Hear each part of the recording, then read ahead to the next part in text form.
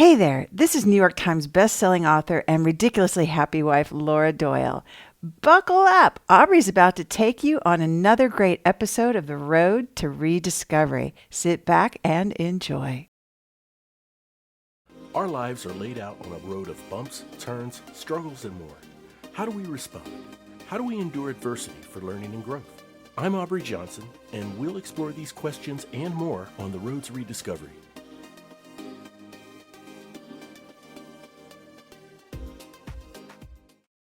Hello, everyone. Welcome to The Road to Rediscovery. I'm your host, Aubrey Johnson. The Road to Rediscovery is about reflecting on our life experiences for learning and growth and to help others who are struggling through dark times.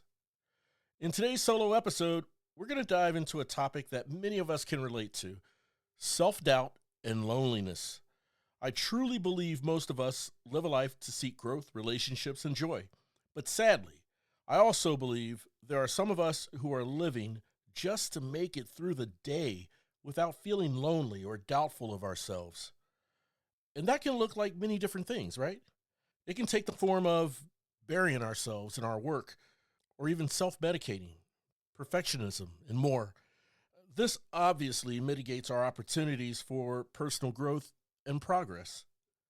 Look, I get it. We can often have deep-rooted, paralyzing fear of being lonely or fear of self-doubt to the point to where we would do anything to keep these feelings from creeping into our heads. The painful, overwhelming feeling of isolation.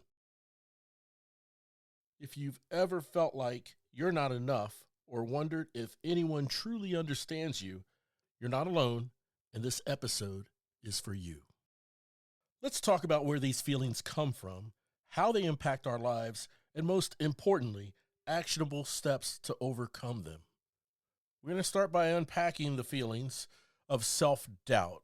Self-doubt is that inner voice, right, that questions your abilities, your worth, or your right to pursue your goals. That voice may say things like, "You're not going to succeed," or "You gave up before, you'll give up again," or even the deceiving message, "Why are you even trying this? Your life is just fine the way it is." Now, don't be fooled by that voice. It's not complimenting you in any way. It's keeping you down. Where does this voice come from?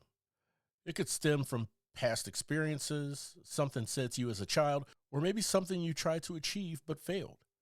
In short, self-doubt can be triggered from outside elements, or it can be self-inflicted. Ironically, loneliness, on the other hand, is not about being alone. You can actually be alone and not feel lonely.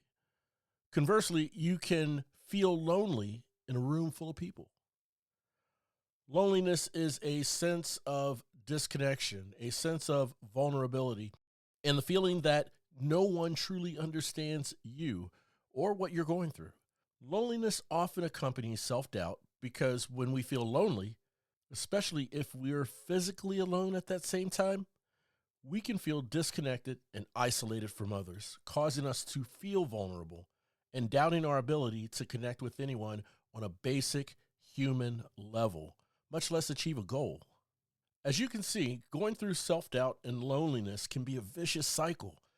But here's the good news. These feelings, they're not permanent, and there are steps we can take to rise above them.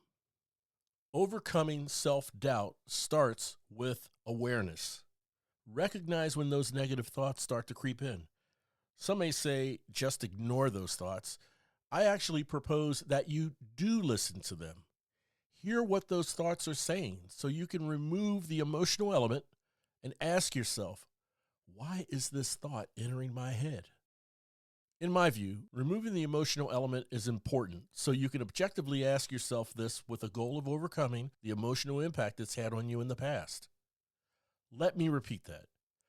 Removing the emotional element is important so that you can objectively ask yourself, why is this thought entering my head? With a goal of overcoming the emotional impact it's had on you in the past. Also, arm yourself with what I call 3x3 affirmations. These are 3 different short affirmations you tell yourself 3 times a day. 3 affirmations you say when you wake up, 3 to say at midday, and 3 to say before bed. Whenever self doubt starts to creep into your day, pick any of those 3 affirmations to say out loud. And I promise, over time, if you make a habit of this, that self doubt thought will pale in comparison to your affirmations. Another powerful tool is to focus on your past victories. Reflect on times when you've doubted yourself but pushed through and succeeded. Those moments are proof that you're more capable than you give yourself credit for. This reminds me of a time when I was a freshman in high school. I played saxophone in the band, and just before my sophomore year, our family moved to a different city, and I registered at my new school that summer. At that time, I was already 2 weeks late as the new kid in the summer marching band camp. I was new to the area. I didn't know many people. I also didn't know anything about the school or its band program.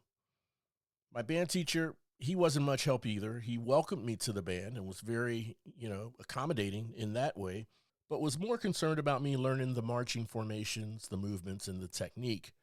He was way less concerned about me learning the actual music and actually encouraged me to just, quote, hold your instrument up to your mouth and pretend to play as you're marching. Now, I'm sure he didn't mean it this way, but it made me feel as if he didn't think I was capable of learning the music to the marching program. I played the saxophone since the 5th grade, and here I was now in the 10th grade. At that time, I reflected back on an accomplishment I made the previous year as a freshman at my previous school. Different city, different state. Each year, that state held competitions for band students who must be referred by their band teacher to compete for medals in sheet music reading and performance. My freshman band teacher referred me. I competed, and I won a gold medal for my class. I pinned that medal inside my saxophone case as a visual reminder of my past victory, and this convinced me that I was very capable of learning the marching music in band camp at my new school. It's also essential to surround yourself with positivity. Connect with people who uplift and encourage you. If self-doubt is rooted in comparison, remind yourself that everyone's journey is unique. Celebrate your progress, no matter how small, and avoid measuring it against someone else's. Comparing yourself and seeing how you measure up to others can be extremely damaging to your mental state. In fact, I recorded an episode called Comparative Thinking a couple years ago that you may be interested in hearing after this one. Back to my sophomore year band camp, I developed a lot of good friendships with the other band members, especially the saxophone section. I asked the section leader if he could sit with me a few times after camp to go over the music. My band teacher never gave me a copy of the sheet music. All he was concerned about, like I said, was just holding my instrument and getting the movements right with marching. The section leader was happy to help me get up to speed with the music, and we became very good friends, along with the others who were all very positive and uplifting. As a side note, that time with the section leader going through the sheet music was the only time I saw the music for the whole marching season.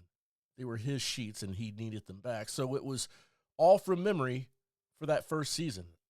I didn't want to hold my instrument up to my mouth as I marched. I wanted to play and march, and that's what I did. Lastly, take action against those self-doubting thoughts. Self-doubt thrives in inaction and complacency. Even small steps towards your goal can build confidence. Remember, confidence is not the absence of self-doubt. It's the decision to keep going despite it. Now let's chat about loneliness. Regardless of how much money, power, and fame you have, and regardless of how many friends you have, you will encounter a time when you feel lonely. The irony truly baffles me when those who try to avoid loneliness look outward for a solution when it really lies in looking inward. For years, I wanted to be alone without feeling lonely. Which reminds me, as another side note, I previously recorded an episode called Lonely versus Alone about 4 years ago. You should check out that episode as well. But you know what? I never learned how to be alone. As a young adult, after 30 minutes or so being alone, that inner voice would start to creep into my head, just as it did with self-doubt, as I mentioned earlier, and I actually started to believe what that voice told me. Then, that lonely feeling makes its presence. So I grab my keys, go out shopping, or call up an ex-girlfriend, or hit a nightclub just to fill the gap of loneliness.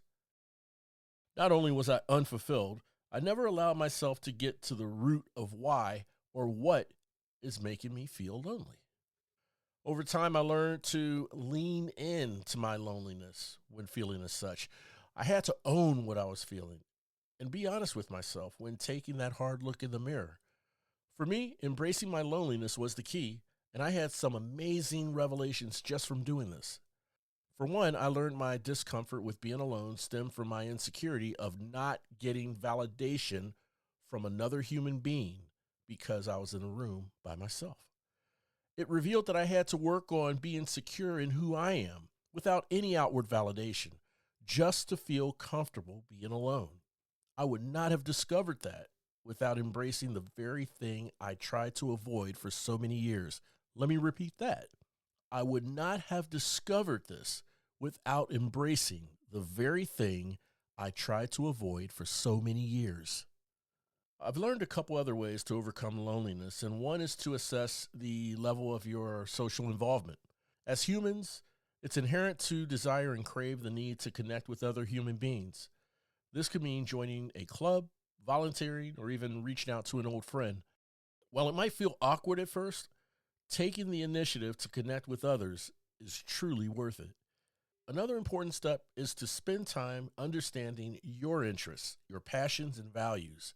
Journaling, mindfulness, or creative hobbies can help you connect with yourself on a deeper level. And a lot of people devalue this, but please do not forget the importance of being vulnerable. There is strength in vulnerability. Sometimes we isolate ourselves because we're afraid to let others see our struggles. But opening up in even the smallest of ways can create profound connections.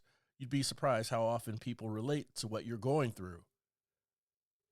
Whichever of these approaches you take, the key is to be okay with being alone. When you're comfortable in your own company, the daunting feeling of loneliness loses its power over you. Well, there you have it. Self-doubt and loneliness are part of the human experience, but they don't have to control your life. By embracing instead of avoiding, challenging negative thoughts, and seeking meaningful connections, you can rise above these feelings and realize your worth. Let me know, what are some of your challenges with self-doubt and loneliness? What have you tried to overcome them? Let us know by sending me a DM if you follow me on Facebook, Instagram, Twitter, or TikTok.